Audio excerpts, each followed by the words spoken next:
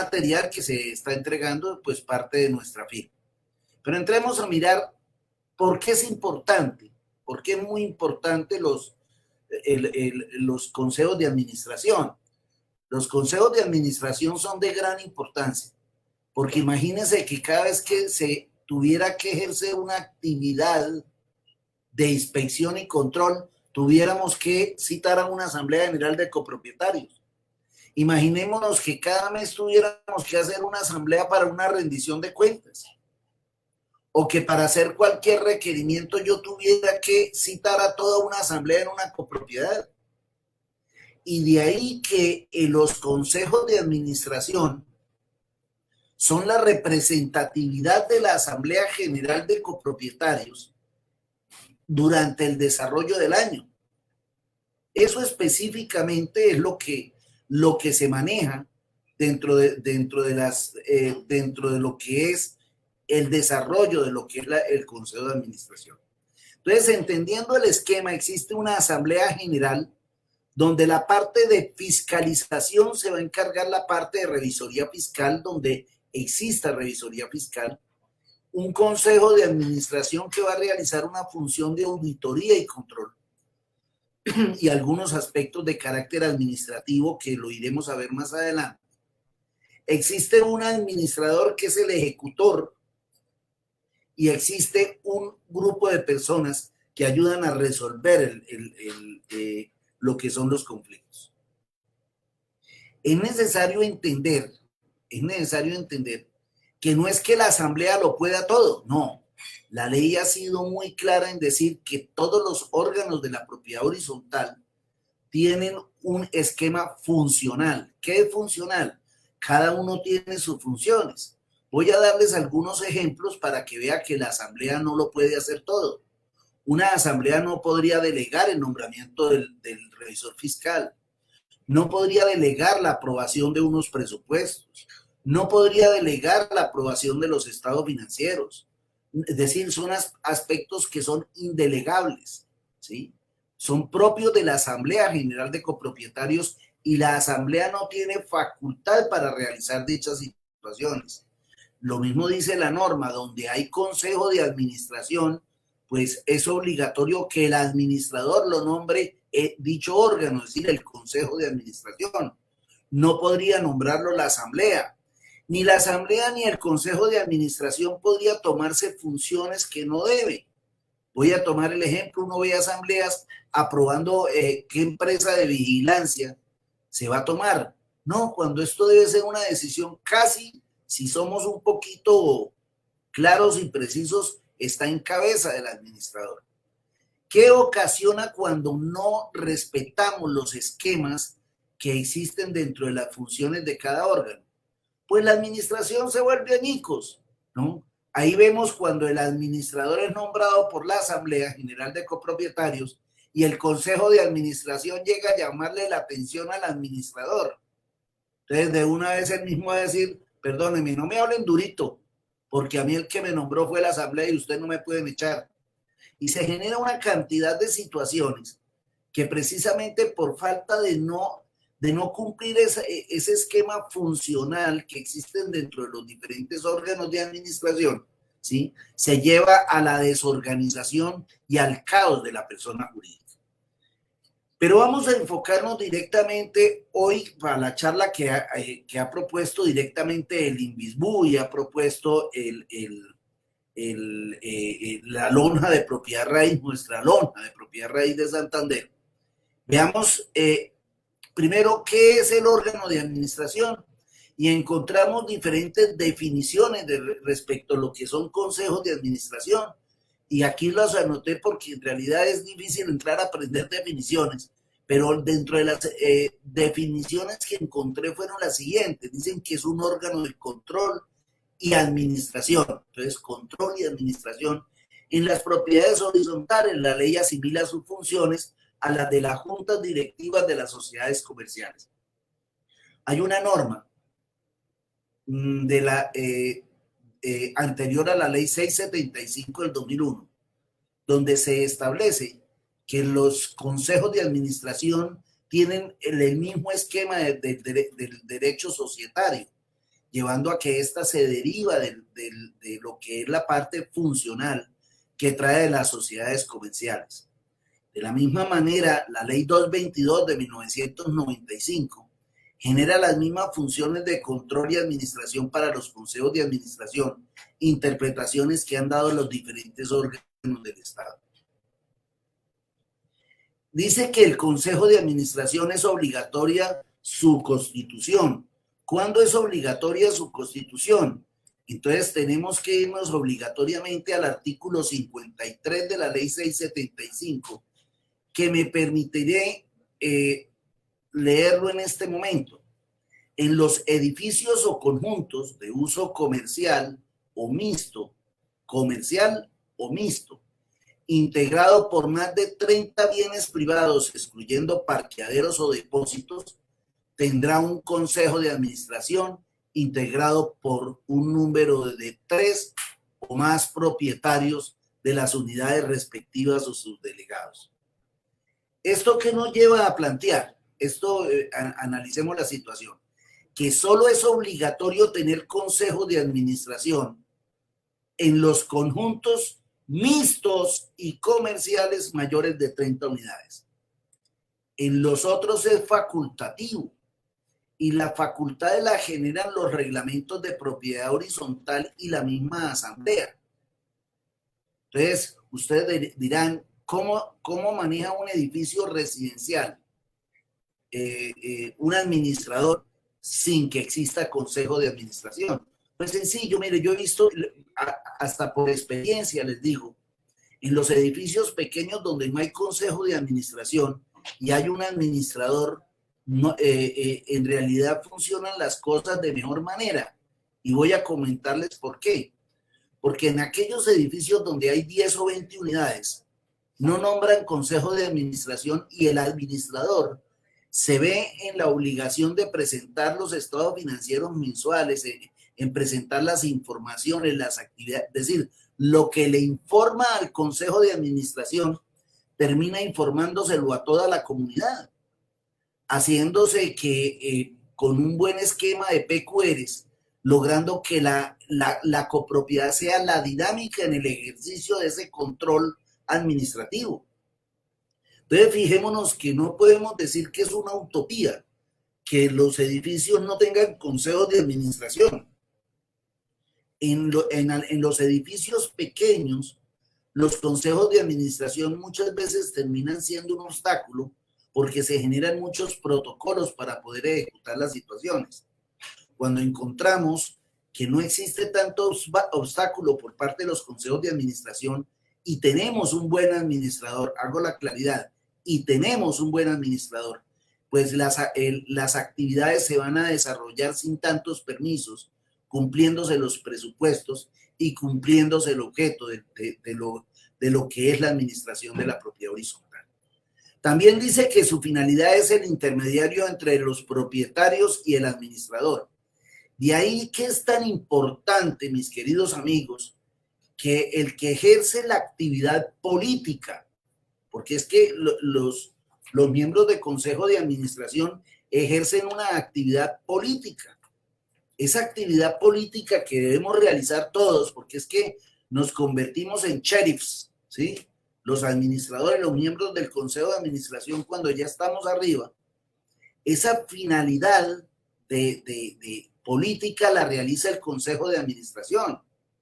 Entonces, es conveniente que haya, porque es que voy a tomarles un ejemplo. Si el Consejo de Administración no ejerce una actividad política permanente, en la próxima asamblea no los van a volver a nombrar. Al contrario, van a señalarlos, así hayan realizado excelentes situaciones, los van a señalar, los van a maltratar injustificadamente por la sencilla razón de no haber utilizado una actividad de comunicación permanente, de satisfacción permanente de quienes los han nombrado. Por eso se dice que su finalidad es la intermediación entre propietarios y el administrador. Y sus funciones están determinadas ¿en dónde? En la ley. La ley habla de varias cuestiones, el sistema sancionatorio, el nombrar el administrador, el generar el control de la persona jurídica Y muchas funciones, en la mayoría de funciones las encontramos en los reglamentos de propiedad horizontal. Es necesario tener claro que, o decir en forma triste que desafortunadamente los reglamentos, cuando son elaborados por personas que no tienen conocimiento en estas líneas, terminan colocándole funciones al Consejo de Administración, funciones que son administrativas, ¿sí? Que son propias, llamémoslo, del administrador, o colocándole funciones, ¿sí? O elaborándole funciones que son de la asamblea, ¿sí? O cuestiones que ya no son funcionales, sino son administrativas y de voluntad, ¿no? Y yo encontré en un edificio donde decía que el presidente del consejo era quien el día 28 de cada mes era el que encabezaba para rezar el rosario. Eso no son cuestiones de los reglamentos, ¿sí? O le ponen funciones que es el que aprueba el gasto. Eso es de la asamblea. O ponen en un momento dado que es el que escoge las empresas que van a contratar con... No, eso es del administrador. Si el consejo de administración entendiera la importancia del control administrativo, el cuento sería diferente. Cuando un consejo de administración ejerce un verdadero control, no coadministración, de la persona jurídica, es más dolor de cabeza que el que coadministra para los administradores. Porque es que el que coadministra, el administrador termina dándole el gusto en lo que quiere. Pero cuando lo están controlando, usted tiene que ejecutar y van a evaluar en una u otra forma su función como administrador o gerente de la propiedad horizontal. Entonces veamos quiénes los nombran. Entonces, primero que todo, el que nombra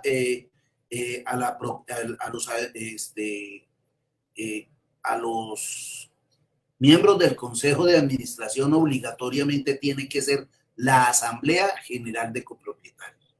Así lo establece el artículo 38 de la Ley 675 del 2001. Hay que entender una figura que es muy clara dentro de la ley y es un problema que existe actualmente de que si un propietario o un representante puede llegar a ser miembro del Consejo de Administración. Esta polémica, que es una polémica, encontramos un portal del país que plantea que sí puede, basado en dos sentencias que no tienen identidad con lo que se está hablando, porque relata específicamente dos sentencias, una sobre la facultad que le da la Corte Constitucional a los arrendatarios a ser oídos con voz, pero sin voto en las asambleas cuando se están tomando decisiones que afecten a los tenedores y residentes. Y la segunda de la unidad inmobiliaria cerrada, que es un régimen especial. Pero con respeto a los colegas, porque lo rico dentro del derecho es que uno tiene derecho a pensar diferente. Vamos a hacer un análisis muy claro, qué diferencia hay entre propietarios, representantes y delegados, porque de ahí es que entra a determinar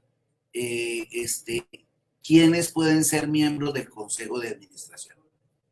Si nos vamos al artículo 38 de la Ley 675 del 2001, perdón, 37 de la Ley 675 del 2001, reza así: la Asamblea General la constituirán los propietarios de bienes privados o sus representantes o delegados.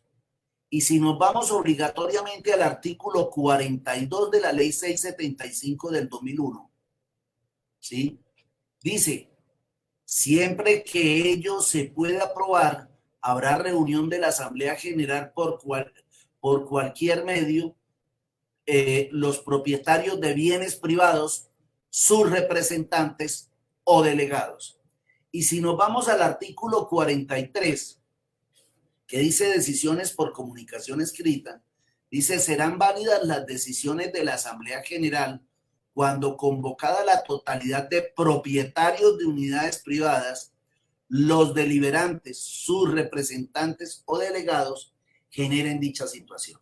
Como puede verse y ustedes pueden observar en esta normativa, se pueden dar cuenta que para ser miembros del Consejo de Administración, para ser miembro de una asamblea, puede ser o propietario, o puede ser representante, o puede ser delegado. Son tres figuras diferentes. Pero cuando nos vamos al artículo 53 de la ley 675, que nos habla de los consejos de administración, ya nos cambia la película.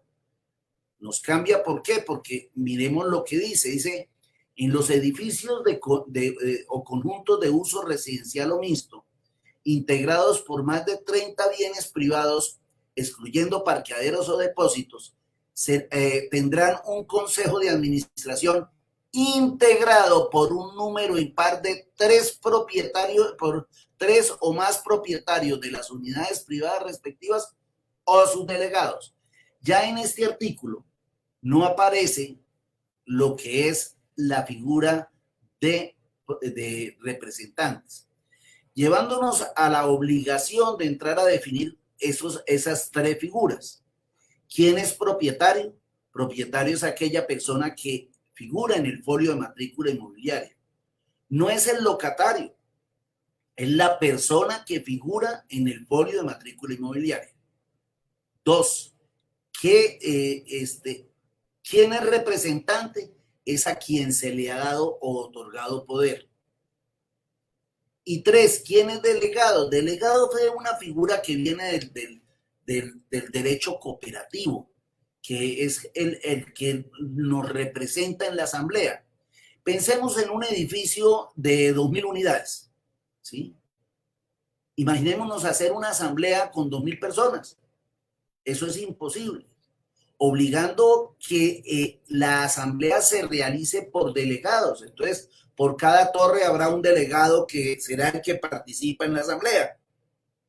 Lo que está diciendo la norma es que para la asamblea puede ir cualquiera de los tres, pero para lo que es el consejo de administración solo podrán asistir los propietarios o delegados. ¿Por qué la ley se había inventado eso? Eso es un análisis que se hace. Es por el hecho de la responsabilidad civil en caso de que existan actos defraudatorios o incumplimientos o riesgos que hayan puesto sus actos en la propiedad horizontal. Entonces, fijémonos, entonces obligatoriamente el artículo 53 habla de que para ser miembro del Consejo de Administración tiene que ser propietario o tiene que ser delegado. Entonces, fijémonos, teniendo este concepto, mientras en los reglamentos de propiedad horizontal no haya nombramientos de delegados, es obligatorio que quien ejerza dicha actividad como consejero deba ser propietario. Ahora bien, y este es un concepto de la doctora Nora Pavón, que me gusta mucho, un análisis muy interesante que ella hace.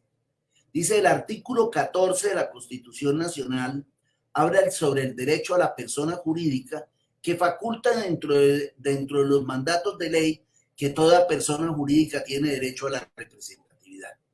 Ahí se generaría una excepción a la norma.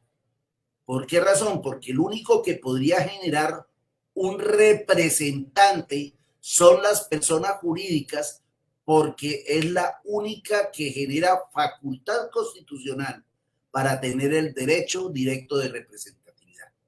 Entonces, hay que tener en una forma muy clara que los reglamentos de los miembros del Consejo de Administración son nombrados de carácter personal, como sucede, digamos, al que nombran senador de la República, no puede enviar a la señora, no, tiene que ser el de carácter personal, ¿sí? a los consejos de administración. Y que estos tienen que ser propietarios y que solo podrán ser representantes cuando estemos hablando de una persona jurídica. Teniendo en cuenta esta situación, ¿sí? Entremos a ver cómo los eligen. Entonces existen diferentes clases de cómo nombrarlos. Entonces existe una que es la nominal. ¿La nominal qué es? van teniendo, el que va teniendo mayores votos va escalando la posición interna de elección. Entonces, el que tuvo 20 votos va de primero, el que tuvo 18 votos va de segundo, el que tiene 17 votos va de tercero, y así sucesivamente. Este sistema de elección se llama nominal. Hay un sistema que personalmente a mí no me gusta, que es el que es llamado por planchas. Se presentan determinadas planchas en forma respectiva y la plancha que tiene mayor votación, pues tendrá las facultades para será la que en forma integral se nombre sobre tal situación, se nombre y quede elegida. Y existen las especiales existen muchas propiedades horizontales, los cementerios, pues es difícil hacer una asamblea con muertos. Entonces, estos regímenes es necesario entrar a establecer cómo se hace el manejo de dichas figuras. Y hablemos del cociente electoral. El cociente electoral es el sistema de elegir a los miembros del Consejo de Administración en una forma más, más certera. Tan es así que la sentencia T 717 del 2004 establece que cuando no hay un sistema de elección establecido en el reglamento de propiedad horizontal o por la Asamblea, deberá realizarse en las votaciones por cociente electoral. ¿Esto con qué finalidad? Con la finalidad de darle derecho de participación a las minorías. Miremos el ejemplo que está en pantalla y vamos a tomar que hay tres listas, una lista 1, una lista 2, una lista 3. En la lista 1 tuvo 60 votos, en la lista 2 tuvo 33 votos y la lista 3 tuvo 51 votos. ¿Cómo saco el cociente electoral? El cociente electoral se saca por la sumatoria de votos dividido por curules. Entonces yo lo que hago es sumar 60 más 33 más 51, que me va a dar 144, y divido por el número de curules. Aquí he colocado que se requieren, son 3 miembros del Consejo de Administración. Eso me da igual a 48 el cociente electoral. ¿Cuántas veces cabe 48 en 60? Entonces obligatoriamente digo que cabe una vez. ¿Cuántas veces cabe 48 en 33? No cabe. ¿Cuántas veces cabe 48 en 51? Cabe una vez. Y faltaría uno que por residuo, aquí me quedan 3 de residuo. En la primera lista me quedan 12 de residuo. En la segunda lista me quedan 33 de residuo. Y en la lista 3 me quedarían 3 de residuo. El mayor residuo lo va a tener la lista 2. Eso llevaría a que todas las listas tendrían representatividad en ese consejo de administración. Es decir, quedaría Luis y María, Clara y Celina, y Fernanda y Oscar. Eso precisamente es lo que hablamos del cociente electoral. Es necesario que para cuando hablamos del sistema de cociente electoral, siempre los suplentes van a ser de carácter personal y no numérico. Sigamos analizando sobre el cuento para optimizar la charla de hoy. Y obligatoriamente decimos que las votaciones para la elección del Consejo de Administración varía dependiendo del tipo de copropiedades. En el caso de la mixta y comercial, tenemos que regirnos obligatoriamente a lo que dice el artículo 25 de la Ley 675 del 2001, donde se establece que todas las decisiones que se toman en los conjuntos mixtos y comerciales deben tomarse, las decisiones deben tomarse por coeficientes. En los conjuntos residenciales, A la luz de la sentencia C-522 del 2002, dice que las decisiones de carácter administrativo se tomarán por unidad, excluyendo parqueaderos y depósitos, y en las de carácter económico se tomarán por coeficiente. Así lo estableció esta sentencia de constitucionalidad, llevando a que los miembros del Consejo de Administración en los conjuntos residenciales sean nombrados por unidad y no por coeficientes. En el caso de las parcelaciones, basados basados en el artículo 85 de la ley 675 del 2001, donde dice que los coeficientes se determinarán en el reglamento. Aquí vale la pena comentar que lo que son las parcelaciones no tienen que adecuarse a todas las figuras establecidas en la ley 675 del 2001, sino como sucede en el derecho comparado de casi todas las leyes de Iberoamérica, estarán fundamentadas por parte del reglamento. Generalmente dentro de las prácticas se tiene que las votaciones en las parcelaciones se manejan por unidad, otras se manejan por un coeficiente que depende del área del lote, y hay otras que manejan otro coeficiente que es por el índice de construcción. Pero es necesario hablar que la votación, en el caso de los consejos de administración, debe hacerse obligatoriamente acorde como lo dicen los reglamentos. De la misma manera, sucede con las propiedades horizontales especiales.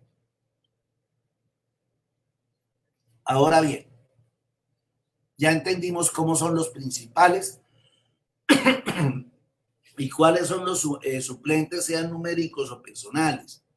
Un conflicto que se tiene muy grande es que los suplentes muchas veces quieren participar en forma activa con voz y voto en los consejos. Pues eso queda a voluntad del mismo, llamémoslo así, del mismo consejo. Pero lo lógico es que los principales son los que asisten. Los suplentes entran en caso de que el primero no asista o se retire propiamente de su ejercicio como consejero. Por eso a veces yo soy muy enemigo de la palabra suplentes, porque las personas no tienen la cultura para entender qué es una suplencia y cree que eso es ser copropietario de primera o de segunda. Y eso no, la finalidad no es esa.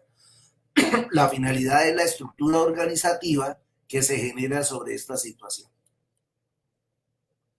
Bueno, ahora veamos la parte funcional .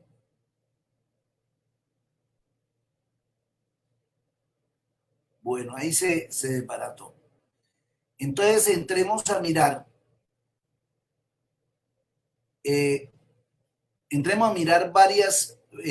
varios aspectos. Primero, ¿qué tiempo ejercen los consejos de administración? A menos de que exista un periodo diferente en los reglamentos de propiedad horizontal, hay muchos reglamentos de propiedad horizontal que habla que los miembros del consejo de administración serán miembros durante el transcurso de 2 o 3 años. Se tendrá en cuenta que la duración de los consejos de administración será por medio del periodo presupuestal, es decir, de 1 año.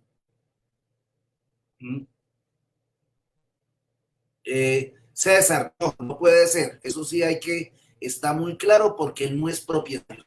Pero sigamos. Entremos dentro de la figura. Entonces, dentro de la figura el tiempo es 1 año. El quórum, esto sí es muy interesante. Quiero que lean el artículo 54 de la ley 675. En el artículo 54 de la ley 675 se establece que el quórum deliberatorio y decisorio de los consejos de administración es el mismo y es la mayoría de los que fueron nombrados. Entonces miremos una figura. Cojamos un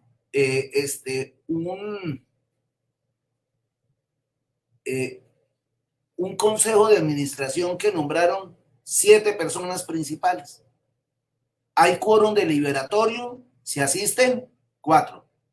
Bueno, y si asisten esos 4, ¿cuál es el quórum decisorio? Pues 4, porque es claro, como dice el artículo 54 de la ley 675, que el quórum deliberatorio y decisorio para las tomas de decisión en los consejos de administración es más de la mitad de los que fueron nombrados por parte de la Asamblea General de Copropietarios. Es equívoco cuando dicen son 7, asistieron 4 y decidieron 3. No.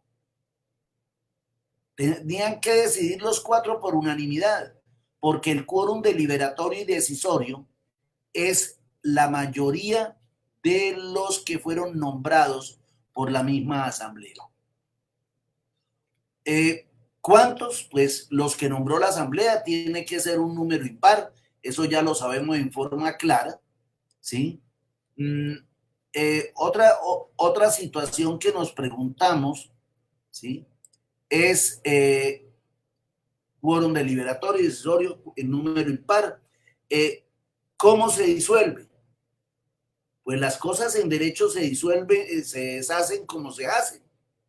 Es muy gracioso que diga, yo no vuelvo, renuncio ante el consejo como miembro del consejo, ¿no?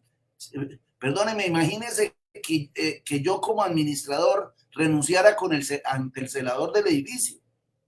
No, las cosas en derecho se deshacen como se hacen. Si a usted lo nombró la asamblea, precisamente tiene que renunciar ante una reunión de asamblea. Ah, que deja de asistir, pues se deja la constancia de que no asistió. Ah, que no asistió más de la mitad, pues toca llamar a una asamblea debido a que esas personas renunciaron al cargo y están generando una afectación a la persona jurídica porque una asamblea verdaderamente vale. Entonces, de ahí el compromiso que deben tener los miembros del Consejo de Administración cuando esto se posesiona.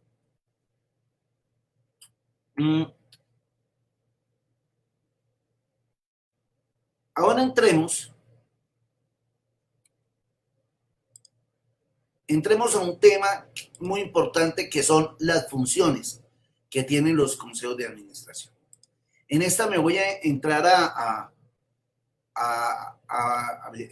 en forma muy genérica a enumerarlas, pero para que tengamos muy en cuenta por razón del tiempo. Existen unas funciones generales, llamémoslo así. Dentro de las funciones generales que tiene la persona jurídica, obligatoriamente tenemos que irnos al artículo 55 de la ley 675 del 2001, que dice que la finalidad de los consejos de administración es que la persona jurídica cumpla sus fines. Es decir, fíjese que le está dando la función de la Asamblea General de Copropietarios y de ahí la importancia de los consejos de administración.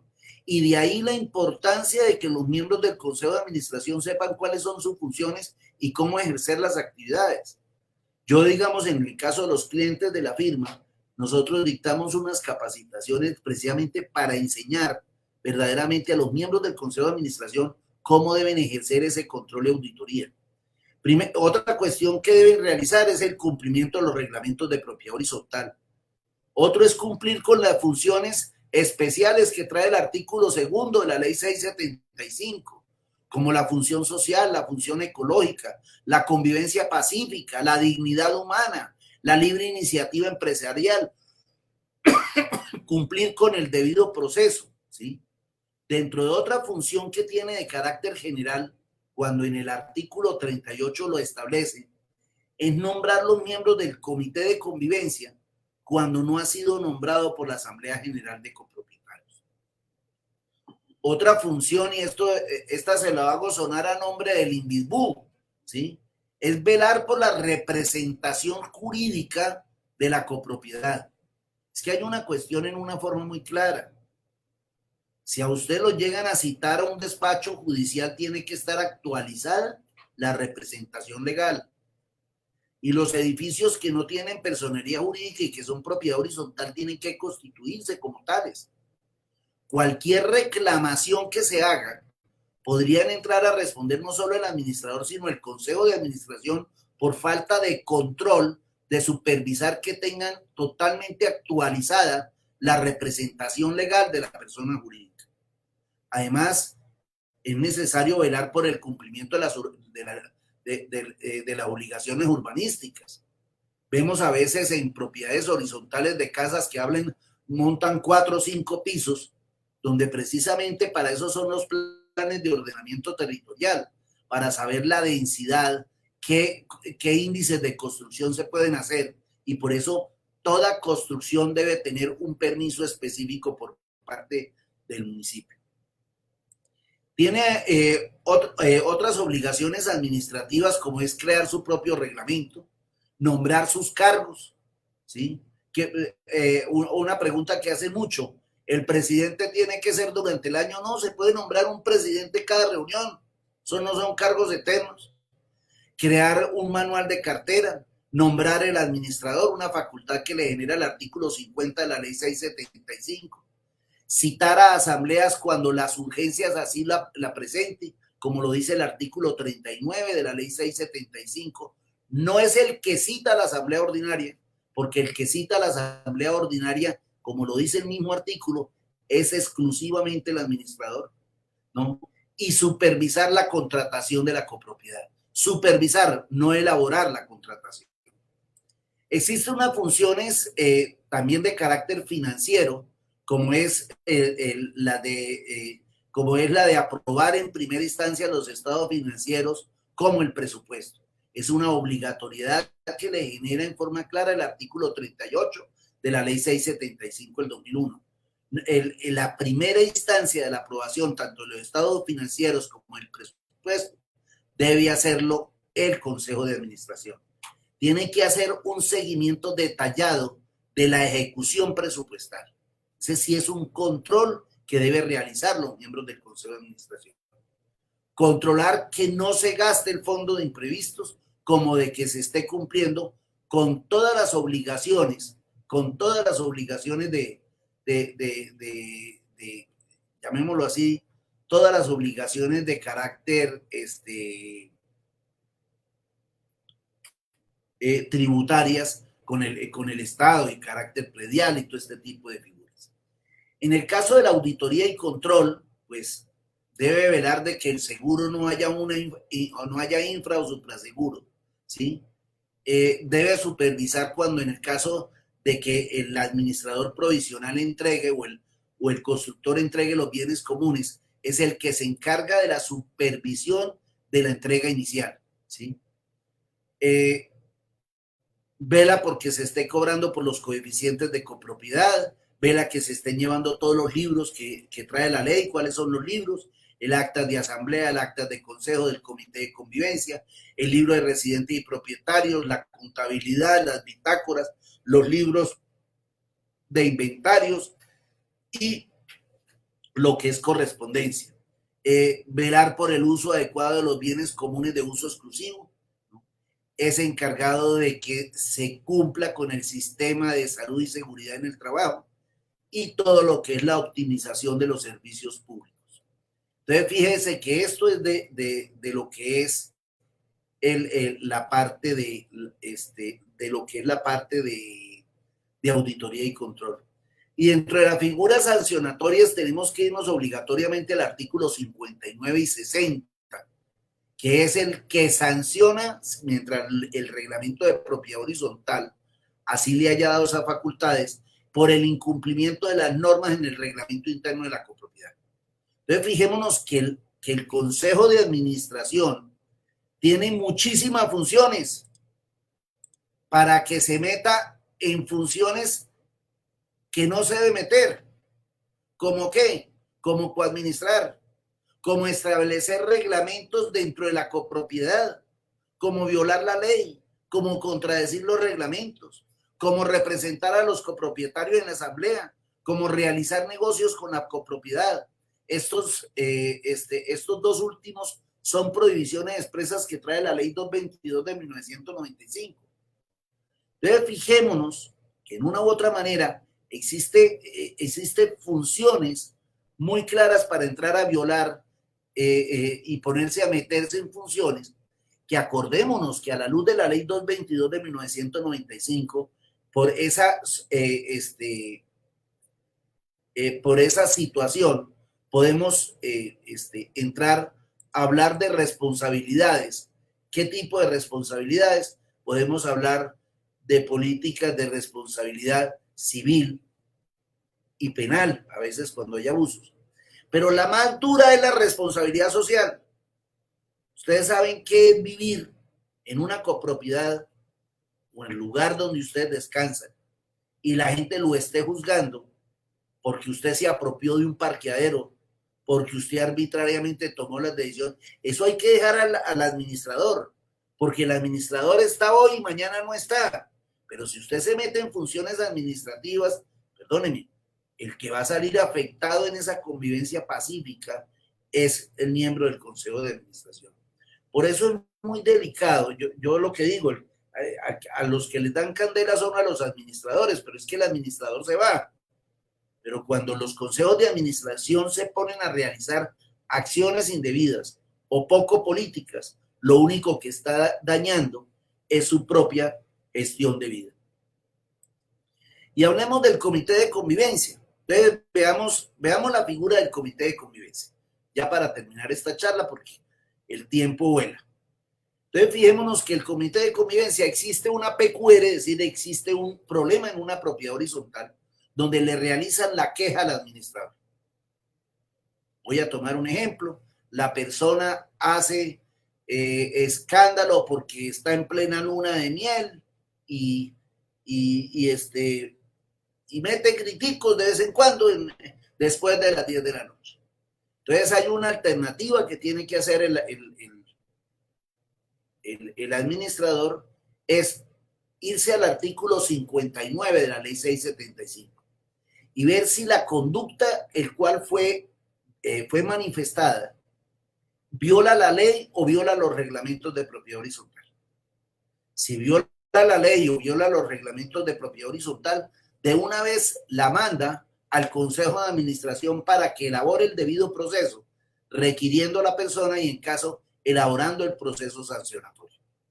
Pero si no existen los reglamentos y no existe por violación de la ley, obligatoriamente tengo que llevarlos al comité de convivencia para generar lo que es la resolución de conflictos.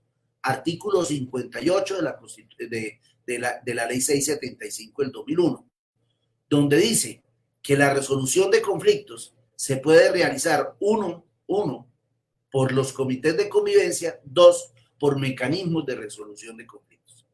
Yo que estoy aquí en la ciudad de Bucaramanga con el INVISBU, le dejo la alternativa muy interesante al director, a mi gran amigo, el doctor Tobón, que empecemos a trabajar por medio de acciones comunales o por medio de las universidades para que en forma independiente y de una manera profesional elaboremos centros de conciliación como mecanismos alternativos de resolución de conflictos para que en los edificios no se involucren las personas en estos problemas, sino logremos resolver socialmente los problemas que se generan en las copropiedades.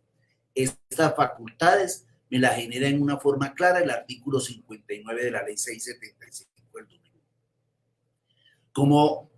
Como hay que tener claro, el artículo 59 nos establece que es el encargado de resolver los conflictos entre los propietarios y personal administrativo. Es nombrado por la asamblea o por delegación del consejo, como lo establece el artículo 38 de la ley 675 del 2001. No tiene requerimiento de que sea propietario, puede ser integrado por propietarios, residentes, hasta por entes aparte de la copropiedad. Yo tuve un caso muy lindo en Medellín, que tienen contratado a una empresa de psicólogos y sociólogos para que resuelva los conflictos. Cada vez que hay un conflicto, se manda a este tipo de gente. El periodo que se establece por ley es de 1 año, pero puede generar, como les he estado hablando, a nivel de los consejos, unos periodos diferentes. Sus consideraciones quedan consignadas en actas. Esa será otra charla de otro día. Estas actas simplemente se dice la problemática y si hubo acuerdo o no hubo acuerdo, pero no se cuentan todos los problemas que se generan internamente. No impone sanciones, esto es muy claro. A mí me da risa porque algunos comités de convivencia terminan regañando a las pobres partes. Esto es para resolver conflictos y tienen que elaborar sus propios procedimientos.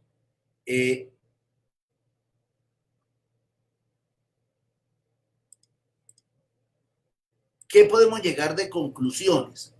Como conclusiones podemos entrar a determinar que en la Asamblea el Consejo de Administración es la fotografía calcada de la Asamblea General de Copropietarios y que su función no es de ejecución, sino su función directamente es de control. Y si no cumplen con esa función de control, pues van a responder a la luz de la ley 222 de 1995 por las responsabilidades civiles y en caso hasta penales si llega a ver la situación por el incumplimiento de esta función específica que tienen en la propiedad horizontal. Y una segunda situación que es muy clara es la de los comités de convivencia, que no se meten en nada administrativo, ni son los que organizan fiestas, ni nada, no. Es que cuando hay un conflicto entre vecinos, intentan ellos generar fórmulas medias con tal de lograr la convivencia pacífica dentro de la propiedad horizontal. Con eso, mis queridos amigos del INVISBU y la Lonja de Propiedad Raíz de Santander, hago terminación cumpliendo con la hora específica que me dieron para esta charla. Doy los agradecimientos tanto al INVISBU como a la Lona por esta importante invitación en el desarrollo de nuestros administradores en el área metropolitana de Bucaramanga. Muchas gracias. Bueno, doctor Ramiro, no, muchas gracias a usted por su intervención. De verdad que nos despeja muchas dudas que cotidianamente tenemos en esta materia. Nos queda muy claro cuáles son los alcances y hasta dónde van las funciones de los consejos de administración y la importancia de los comités de convivencia para precisamente eso, la sana convivencia, para que de forma amigable se solucionen todos esos conflictos al interior de las copropiedades. Tema interesante también es de las conciliaciones. Eventualmente, doctor Ramiro, podemos estar hablando para poder introducirnos más en ese tema y a través de la dirección buscar de pronto esas alternativas para poder, a través de nuestro marco de funciones, apoyar esos procesos. Muchísimas gracias, doctor. Vamos a pasar de pronto a algunas preguntas. Vamos a ver, aquí nos pregunta Sandra Paola Ruiz. Doctor, el manual de convivencia debe estar elevado a escritura Sandrita, pública. un saludo muy especial a Sandrita y a la mamá. Ella es de Luis Perea. Sandrita, sí hay que llevarlo a escritura pública.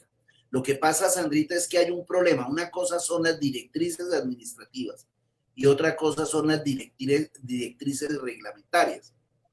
Yo colocar de que el vigilante tiene que tener el sombrero para estar trabajando en el edificio, eso no lo tengo que llevar a los reglamentos.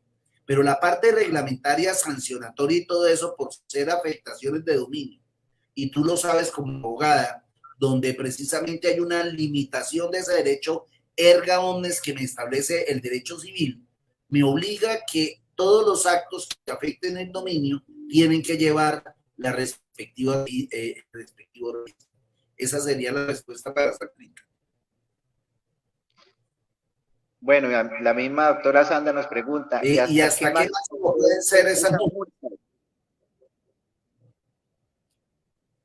Esas multas pueden ser a la luz del artículo 59 de la ley 675.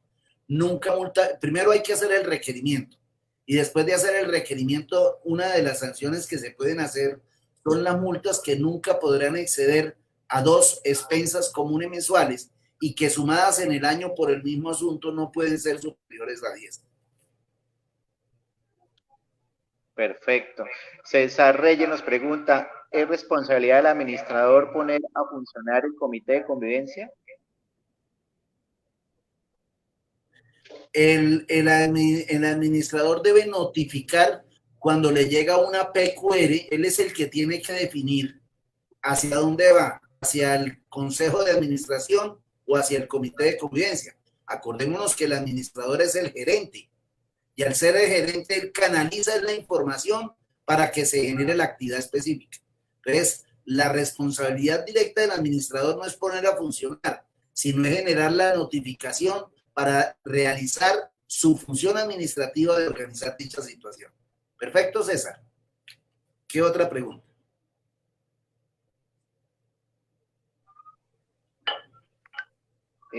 Sandra también nos pregunta, doctor, con respecto al reglamento de convivencia, Ya la debe estar... contestamos, esa ya la contestamos.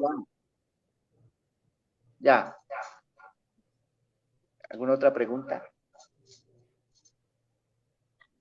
El tema de la presentación, claro que sí, esto va a quedar ahí en la página Facebook Live del instituto, en cualquier momento pueden acceder a su consulta. Doctor, algunas preguntas que me han hecho los ciudadanos es con el tema de la delegación de los consejos de administración, hasta dónde llega la persona que se delega. Ahí ese es un problema, Juan Pablo. Y si tiene, digamos, algún nexo, por ejemplo, Juan Pablo, digamos, de consanguinidad, hasta dónde puede intervenir. La señora, todo esto. La esposa, el hijo, etc. Juan Pablo, te voy a comentar. Ese es un dolor de cabeza. Pues mire, Juan Pablo, ese es un dolor de cabeza que tenemos. Y la verdad, un dolor de cabeza. Y les voy a decir una buena noticia. Si pasa el proyecto de ley que se está adelantando, ahí sí genera una vinculación directa entre representante y delegados. Pero si pasa el proyecto de ley, pero en este momento la interpretación yo no puedo, a mí me gustaría, porque a mí hasta me ha sucedido, uno tiene un inmueble y uno le toca decir, oiga, no, yo no puedo dar el poder para que usted sea miembro del consejo, porque es que usted como representante no puede serlo. El problema es, por eso dice la claridad entre la definición entre representante, propietario y delegado. Es incómodo decir porque, digamos, a veces Juan Pablo, digamos, decirle a la señora que no puede, la esposa del dueño que no puede ser miembro del consejo, y la señora es bien servicial, es una persona muy dedicada, pero es que como a mí me toca hablar es en derecho, no en corazón. Ese es el problema bárbaro que yo tengo, Juan Pablo. Me toca hablar en derecho. Para algunos es muy subjetivo hasta dónde o qué alcances tiene. De hecho, la ley no nos contempla un régimen de inhabilidades propio. De pronto, para acceder, ya lo tiene que decantar uno de la misma ley. Y si esa delegatura la hace uno en representación, Mira, siempre Pablo, que pienso que debería ser así, mira, y no nunca nombre propio, ¿no? Mira el locatario. Eso es todavía más pesado. El locatario que es el que está pagando, el que vive y todo, y se le genera esta figura. Como es, pero afortunadamente, como el leasing es persona jurídica, pueden darle dicha facultad. ¿Sí? Entonces, fijémonos que existe. Hay otra figura que vale la pena comentar, Juan Pablo, para que no quede vacía la charla. Hay algunos reglamentos de propiedad horizontal que establecen que para ser miembro del Consejo de Administración puede ser representante. Y en esos casos yo tengo que obedecer el reglamento. Es cierto.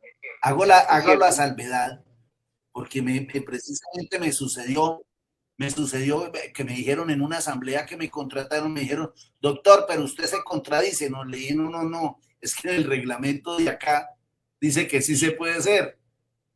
Y la facultad me la genera el reglamento. Entonces, siempre vale la pena hacer esa anotación, Juan Pablo, porque también quedó supeditada esta situación. Eventualmente también hay reglamentos que establecen inhabilidades e incompatibilidades, ¿sí? Que de pronto el miembro del consejo o la persona que se postule debe estar al día, por ejemplo, en cuotas de administración, ¿sí? Algunos aspectos que limitan eventualmente la posibilidad de postular. Esa es una de las cuestiones que, exacto, Juan Pablo. Todas esas condiciones que hay veces que dicen que no haya demandado a la copropiedad en los 2 años anteriores, que esté al día en el último año, le ponen una cantidad de condiciones. Eso ya es la parte reglamentaria y lo que hablábamos con Sandra Perea, que le respondíamos. Esos son cuestiones que afectan al dominio y por tal razón tiene que estar en los reglamentos de propiedad horizontal. Doctor Juan Mesa nos pregunta, ¿el Consejo de Administración inicia la ejecución de sus actividades desde la elección de la Asamblea o requiere algún trámite adicional como empalme con el Consejo saliente o elaboración del acta de la Asamblea? No, a ver, hay una figura, esa pregunta me la han hecho, no sabe mucho en estos últimos 15 días. Ellos desde la misma asamblea quedan nombrados, ¿sí? Lo que pasa es que para ejercer efectos ante terceros, digamos, a mí que el Invisbu Llega y yo al INVIBU tengo que llevarle para sacar la personería jurídica, la representación legal, tengo que llevarles el acta de asamblea, tengo que llevarles el acta del consejo y tengo que llevar mi aceptación al nombramiento. Entonces, al tener esos 3 documentos, ¿sí, Juan? Entonces me obliga de que ya esté el acta. Pero eso no quiere decir, para efectos ante terceros, requiero de esa formalidad. Pero el ejercicio como miembro del consejo, desde el momento en que he sido nombrado. Así, eso es clarísimo. Desde el momento de su designación empezará a cumplir sus funciones. Lo demás es un trámite, por ejemplo, aquí ante el instituto, para efectos de que se le conozca, digamos, esa designación frente a terceros. Pero el instituto como tal no está reconociendo derechos, los cuales ya están adquiridos bajo la designación que se hizo en las actas de asamblea. Carmenza, Sí. Carmenza Candela, ¿dónde se puede elevar una demanda por mal manejo a la presidencia de su consejo?